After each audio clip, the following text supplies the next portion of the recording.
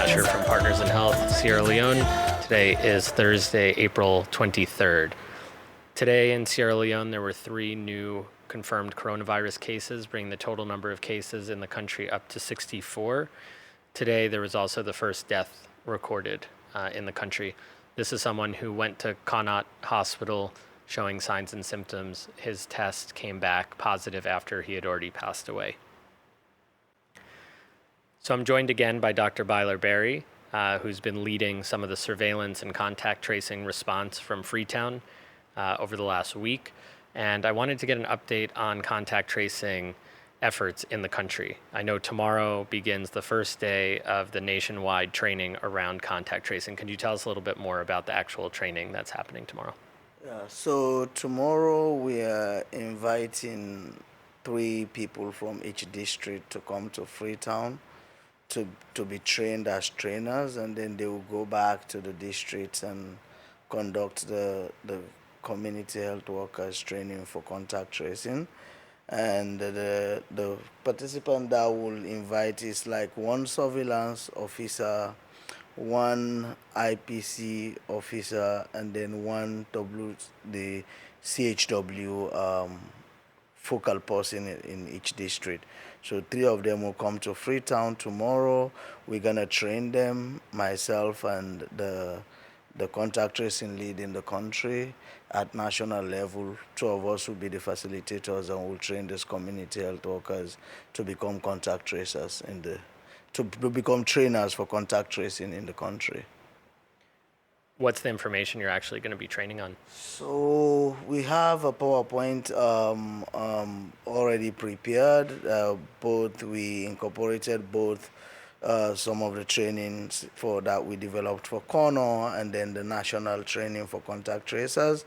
We'll be teaching them about like what is contact tracing and how they're gonna do contact tracing, how they're gonna trace contacts of positive cases in their various communities, and like once they find the contacts, they will line list them, and then like they will isolate them or quarantine whoever contact that they find. So basically, in a nutshell, that's what we'll be training.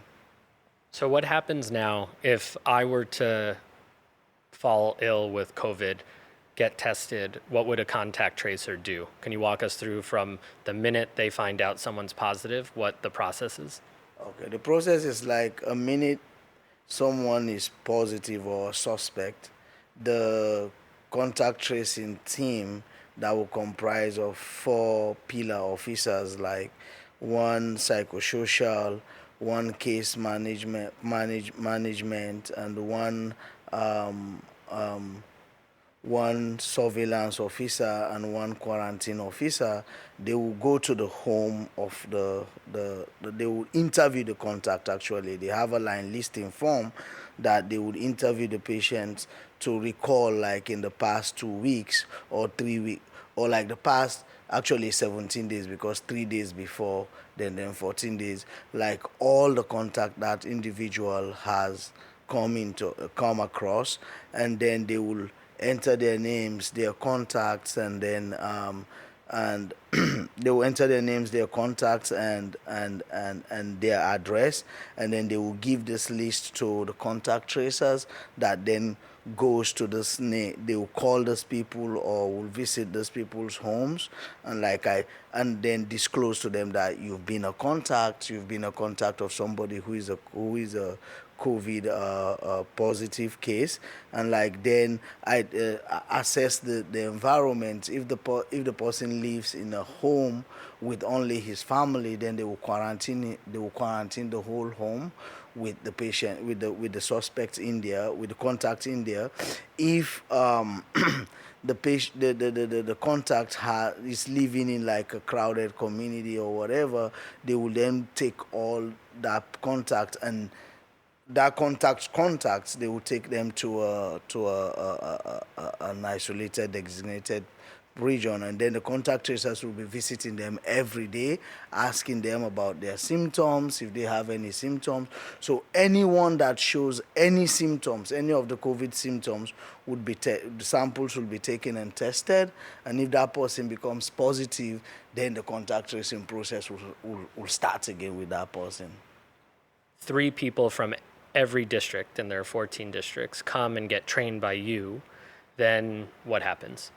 So then they will go back, and so we have already agreed that they will go and then identify the 110 community health workers in the district, and that's why we're bringing the district focal person for CHWs, because he knows all the CHWs. Because once people that can read and write and will be able to use a smartphone or a tablet to enter data if we go all electronics, and so then they would then do the training of those. They would identify them and then do their training starting Wednesday.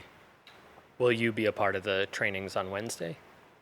So yes, so basically we divided the country into 4 zones, and then we'll be having a team including PIH staff and the government surveillance staff, and then the community health workers program staff will go to these communities and then supervise this training going on in the district. So each team will go to one region of the country and then visit all the districts where the training is going on, and to see how the training is going. And so the training materials that you've developed, have you done this training before? Have you ever done it?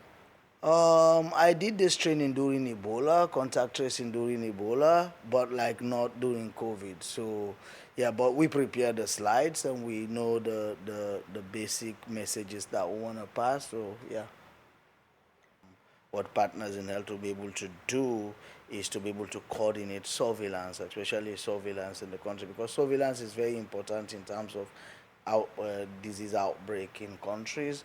And if we strengthen that surveillance system, I think we'll be able to go ahead of the curve for COVID. What's keeping you motivated and energized right now? Just the fact that we are invited by the government to be more involved and involved in contact tracing, and I know we have the experience. I have run a community health worker program across 2 districts during the Ebola outbreak, and I know we have the expertise to do that. So I'm excited about that, and I think we're gonna work hard and do a great job. Do you think I can record an update from the training tomorrow? Absolutely, sure. If you can come around to the training and record while we're doing the training, and yeah, absolutely. Thanks, Bailor. Thank you, John. Thanks.